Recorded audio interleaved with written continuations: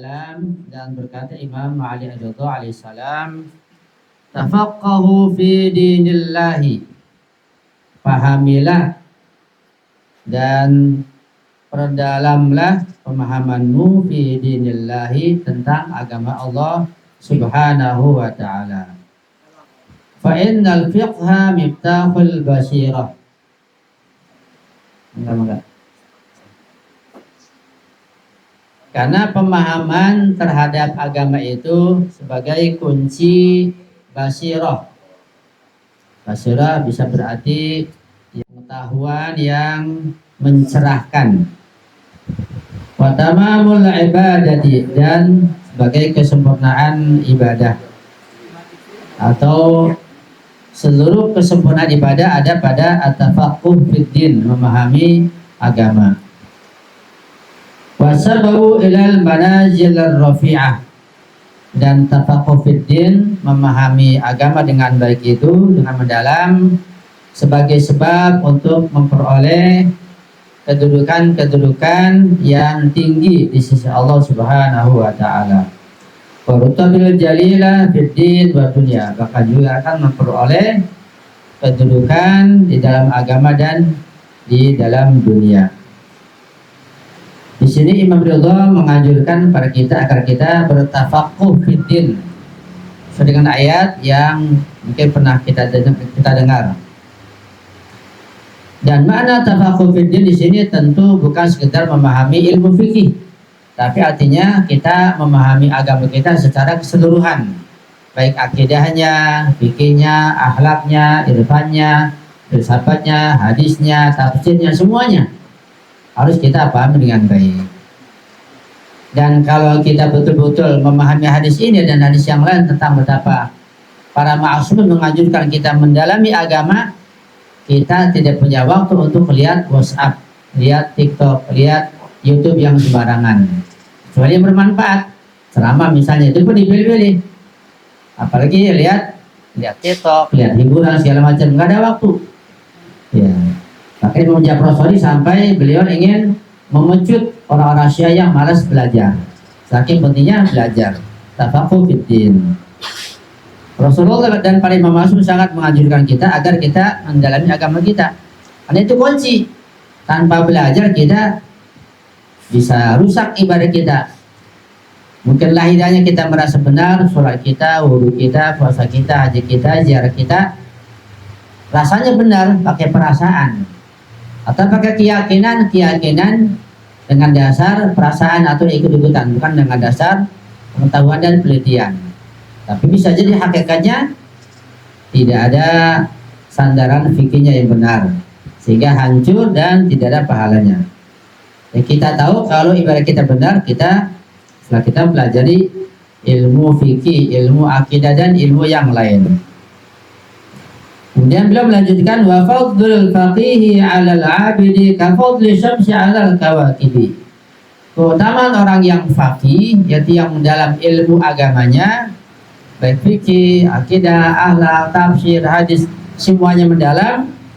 Keutamaan orang tersebut yang mendalam ilmu agamanya itu lebih utama sebagaimana keutamaan matahari dibanding bintang-bintang yang lain. Ya, kalau tidak ada matahari, ya tidak ada siang hari.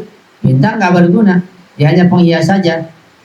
Begitu pula ketika tidak ada orang alim, tidak ada ulama, tidak ada yang tafaqquh fid-din, maka dunia akan gelap. Semuanya akan kesasar. Wa man lam yatafaqqah fi dinihi lam yaradallahu lahu amalan. Dan barang siapa yang tidak mendalam ilmu agamanya, maka Allah tidak ridho terhadap amal ibadahnya, amal perbuatannya. Amal ibadahnya akan sia-sia kalau tanpa ilmu yang benar, ilmu yang cukup. Betapa banyaknya umat manusia dan umat Islam juga yang beramal ibadah ikut-ikutan, tapi nggak pernah belajar fikih, apalagi akidahnya, apalagi tafsirnya, filsafatnya, ilmunya, tidak pernah. Ya, akidah saja yang utama sangat jarang. Terus bagaimana mungkin Allah akan menerima? Ya, kata beliau, lam yaradallahu lahu amalan, amalnya tidak akan diterima oleh Allah Subhanahu wa ta'ala. Itu secara singkat hadis yang pertama. Yang kedua adalah hadis yang penting buat kita untuk kita pahami. Waqala alaihi salatu wassalam, Imam Ridha berkata, ya dengarkan baik hadis ini terkait masalah berbagai dosa dan peristiwa. Kata beliau, kullama ahdatsan nasu minadz dzunubi ma lam yakunu ya'malun ahdatsallahu lahum minal bala'i ma lam yakunu ya'udun. Luar biasa hadis ini. Kata beliau yang maknanya setiap kali umat manusia itu melaksanakan dosa yang belum pernah dilaksanakan oleh orang yang sebelumnya, dosanya baru, maka Allah pun akan menciptakan bala bencana yang baru yang mereka belum ketahui, belum diduga, belum disangka. Jadi bukan saja masalah pakaian, masalah rumah, masalah mobil itu berkembang, masalah budaya berkembang, bukan begitu saja, dosa pun berkembang. Misalnya zaman dahulu, zaman Nabi ada gitar? Nggak ada. Ada dangdut di sana? Nggak ada. Ya. Ada musik jazz? Nggak ada. Ada lagu pop? Nggak ada. Ada joget-joget SKS sekarang? Nggak ada. Berkembang terus sampai sekarang ya seperti itu. Baik maksiatnya yang berupa lagu-lagu, film-film, pergaulan, semua berkembang.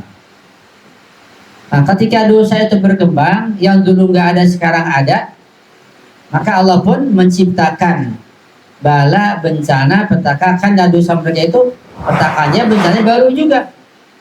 Nah, itu banyak bencana dan petaka yang datang yang dulu tidak ada. Kenapa? Karena dosanya pun baru. Seperti itu. Jadi kita harus hati-hati. Karena dosa itu terkadang dosa kita pribadi. Yang kena bencana kita pribadi. Terkadang kita punya keluarga, yang terkena keluarga. Satu orang yang berdosa, yang berbuat salah, yang terkena keluarga. Sekalipun orang tuanya baik, soleh, rajin tahajud, anaknya dia nggak benar. Kira-kira kalau ada anaknya yang katakanlah merusak di masyarakat, akhlaknya buruk, bikin malu, kira-kira yang malu, yang rusak hanya anak itu atau orang tua ke bawah juga? Bawa orang tuanya. Walaupun orang tuanya baik, saudaranya baik, hanya satu orang saja. Dari 5-7 anak, satu yang bejat misalnya, semuanya ke bawah, nama baiknya jadi buruk. Begitu. Juga dalam masyarakat, ketika 1-2 rumah buruk, bejat, maka satu kampung bisa ke bawah namanya, di media disiarkan. Ketika sebagian masyarakat rusak, kemudian disiarkan di medsos, dunia melihatnya, yang rusak Indonesia seluruhnya.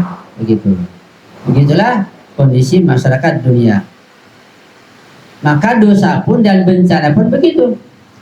Ketika sebagian masyarakat berbuat dosa, kesalahan, bencananya itu al-bala yaum, ya, yang kamu lihat Al-Quran, bahwa bencana itu bala dari Allah itu bisa merata, akibat yang lain yang tidak berdosa diam. Seperti itu. Itu dua hadis yang kita baca sebagai menurut dari wilayah Ibnu Ridha alaihissalam. Sallu ala Muhammad wa ali Muhammad. Allahumma salli ala Muhammad wa ali Muhammad. Allahumma salli ala Muhammad wa ali Muhammad. Allahumma salli ala Muhammad wa ali Muhammad wa ali